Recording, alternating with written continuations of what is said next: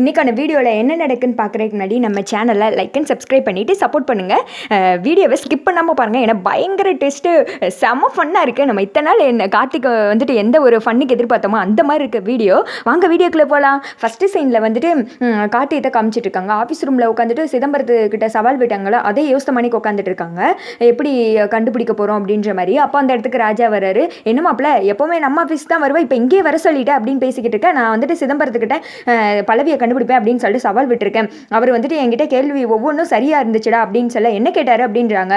எங்கள் ஆஃபீஸில் எல்லாருக்குமே பல்லவி யாருன்னு தெரியும், உங்ககிட்ட வரும்போது மட்டும் எதுக்கு முகத்தை மூடிக்கிட்டு வர்ற, அது மட்டும் கிடையாது, அவங்க வந்துட்டு யாருன்னு தெரிஞ்சா நீ வந்துட்டு உடஞ்சி போயிருவ அப்படின்னு சொல்கிறாங்க. என்ன மாப்பிள்ள அவர் சொல்கிற கேள்வியெல்லாம் சரியாக தானே இருக்குது, அவர் சொல்கிற பதிலும் சரியாக தான் இருக்குது, அப்போ உனக்கு நெருக்கமாக இருக்கவங்க யாரோ தான் பல்லவியாக இருக்கணும் அப்படின்னு சொல்ல. ஆமாம் மாப்பிள்ள அது எனக்கு தெரியுது, ஆனால் யார் இருந்தால் என்னால் கெஸ் பண்ண முடியல, எப்படியோ ஆனால் கண்டிப்பாக கண்டுபிடிக்கணும் அப்படின்னு சொல்லி இவங்க பேசிக்கிட்டு இருக்கப்போ பியூன் வர்றாங்க.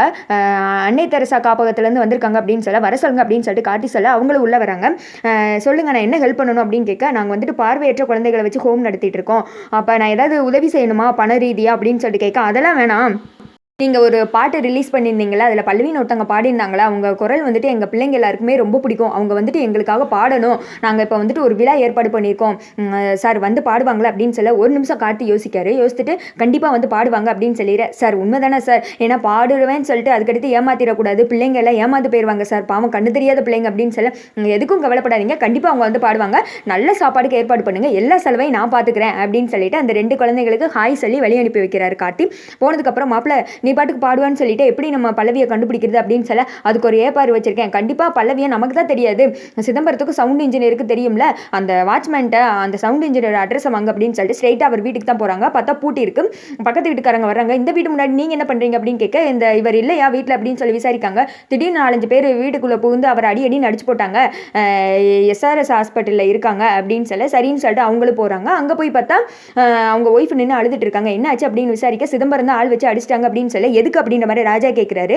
பல்லவியை பற்றி யார்ட்டையும் சொல்லிடக்கூடாதுன்னு சொல்லி மிரட்டினாரு, அதை மீறி சொல்லிடுவாரோ அப்படின்ற ஒரு கோவத்தில் தான் அடிச்சிட்டாரு அப்படின்னு சொல்ல. அவனுக்குலாம் அறிவே இல்லை, பாத்தியா மாப்பிள்ள எப்படி பண்ணியிருக்கான் அப்படின்னு சொல்ல. சரி அமைதியாரு அப்படின்னு சொல்லிட்டு பணத்தை கொடுத்துட்டு எதுனாலும் வேணும்னா கேளுங்க அப்படின்னு சொல்லிட்டு கார்த்தி வெளியில் வந்து நின்றுட்டு இருக்காரு. என்ன மாப்பிள்ள பண்ணுறது, போகிற இடம்லாம் முட்டுக்கிட்டையா இருக்குது, இப்போ யார்கிட்ட போய் நம்ம கண்டுபிடிக்கிறது அப்படின்னு கேட்க. சவுண்ட் இன்ஜினியருக்கு வந்துட்டு எங்களுக்கு ஹெல்ப் பண்ணார் அப்படின்னு சொல்லிட்டு. எனக்கும் தீபாவுக்கும் மட்டும்தான் தெரியும், அந்த இடத்துல நாங்கள் மட்டும்தான் இருந்தோம், அப்போ தீபா சொல்லியிருப்பாங்களா அப்படின்னு கேட்க. தீபா சொல்கிறதுக்கு சான்ஸே கிடையாது, கண்டிப்பாக ஐஸ்வர்யா அண்ணி தான் சொல்லியிருக்கணும். அப்போது சிதம்பரம் கிட்ட ஐஸ்வர்யா அண்ணி தான் கால் பண்ணி சொல்லியிருக்காங்க, பல்லவி, சிதம்பரம், ரூபஸ்ரீ, ஐஸ்வர்யா இவங்க எல்லாருக்குமே லிங்க் இருக்குது, கண்டிப்பாக இவங்க எல்லாருக்குமே பல்லவி யாருன்னு சொல்லிட்டு தெரியும், எப்படி இப்போ கண்டுபிடிக்கிறது அப்படின்னு கேட்க. அதுக்கு ஒரு வழி இருக்குது, நான் சொல்கிற மாதிரி பிளான் பண்ணு அப்படின்னு சொல்லிட்டு ராஜா கிட்ட ஒரு பயங்கர பிளான் சொல்ல. சூப்பர் மாப்பிளவா கலக்கிடலாம் அப்படின்னு சொல்லிட்டு கிளம்புறாங்க. அடுத்த சீனில் கோகிலா இருக்காங்கல்ல, மார்க்கெட் போயிட்டு அப்பா என்ன வெயில் இப்படி நடந்து வந்துக்கிட்டு இருக்க, ரோடு ஃபுல்லாக பணமாக இருக்குது, 500 ரூபா, ஐயோ கோகிலா நீ கொடுத்து வச்சோடி, நடந்து போகிற பாதை விட பணமாக கிடைக்கே அப்படின்னு சொல்லிட்டு எடுத்துகிட்டா போனால் ஒரு இடத்துல 500 ரூபா கிடைக்க. 500 அப்படின்னு சொல்லிட்டு வாயை பிளந்து எடுத்தா நிமிந்து பார்த்தா ராஜா இருக்காரு. டேய் நீ எதுக்குடா எங்கே வந்து நிற்க அப்படின்னு கேட்க. இந்த காசெல்லாம் போட்டது நான் தான் அப்படின்னு சொல்ல. எதுக்குடா போட்ட அப்படின்னு கேட்க.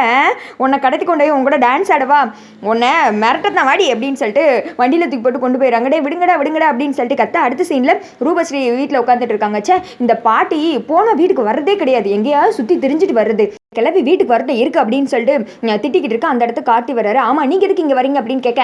உன் கையால் ஒரு டீ கொடுக்கத்தான், உட்காருமா அப்படின்னு சொல்ல.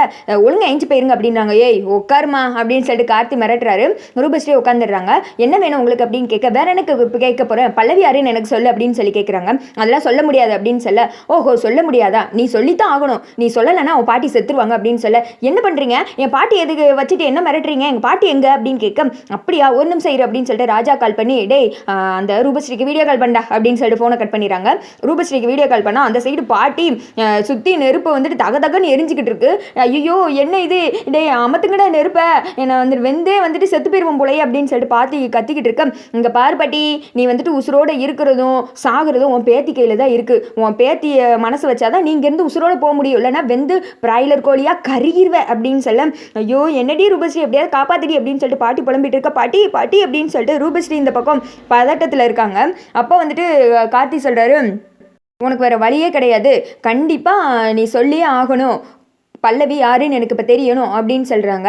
சொல்ல முடியாதுன்னு சொல்லிட்டேன்ல சார் அப்படின்னு சொல்ல, வேறு வழி கிடையாது, அப்போ பாட்டியை போட்டு தள்ளிட வேண்டியதான் அப்படின்னு சொல்லிட்டு கார்த்தி சொல்ல, சார் நீங்கள் தேவையில்லாத வேலை பார்த்துக்கிட்டு இருக்கீங்க அப்படின்னு சொல்லிட்டு ரூபா சொல்கிறாங்க. இங்கே பாரு, என்ன பண்ணுவே ஏது பண்ணுவே தெரியாது, நீ வந்துட்டு பல்லவி யாருன்னு சொன்னா தான் பாட்டி திருப்பி உன் வீட்டுக்கு வரும், அதனால நான் சொல்கிறத ஒழுங்கா நீ செஞ்சேன்னா பாட்டி தப்பிச்சுக்கிறோம் அப்படின்னு சொல்ல, என்ன பண்ணணும் அப்படின்ற மாதிரி ரூபஸ்ரீ கேட்குறாங்க. அதுக்கு வந்துட்டு கார்த்தி சொல்கிறாரு, அன்னை தெரசா பார்வையற்ற குழந்தைகள் காப்பகத்துக்கு ஒரு ப்ரோக்ராம் நடக்குது, அதில் பல்லவி வந்து பாடணும் அப்படின்னு சொல்ல, பல்லவி எப்படி வந்து பாடுவாங்க அப்படின்னு கேட்க, அது உன் கையில் தான் இருக்கு, எப்பவும் போல நீ எப்படி கச்சேரிக்கு புக் பண்ணுவியோ அது மாதிரி பல்லவியை வந்துட்டு அங்கே பாட வைக்கணும், இதில் நான் தான் சம்மந்தப்பட்டிருக்கேன் அப்படின்னு சொல்லிட்டு கண்டிப்பாக யாருக்கும் வெளியில் தெரியவே கூடாது அப்படின்னு சொல்லிட்டு ரூபஸ்ரீ வந்துட்டு யோசிச்சுட்டே இருக்காங்க. என்ன பண்ணுவேன்னு தெரியாது, இந்த பிளானை நீ தான் முடிச்சு கொடுக்கணும், பல்லவி அங்கே வந்து பாடணும், நான் கண்டிப்பாக பார்க்கணும் அப்படின்னு சொல்லிட்டு ரூபஸ்ரீ யோசிச்சுக்கிட்டே இருக்காங்க. அதோட பார்த்தீங்கன்னா இந்த வீடியோ வந்துட்டு முடிஞ்சிருது.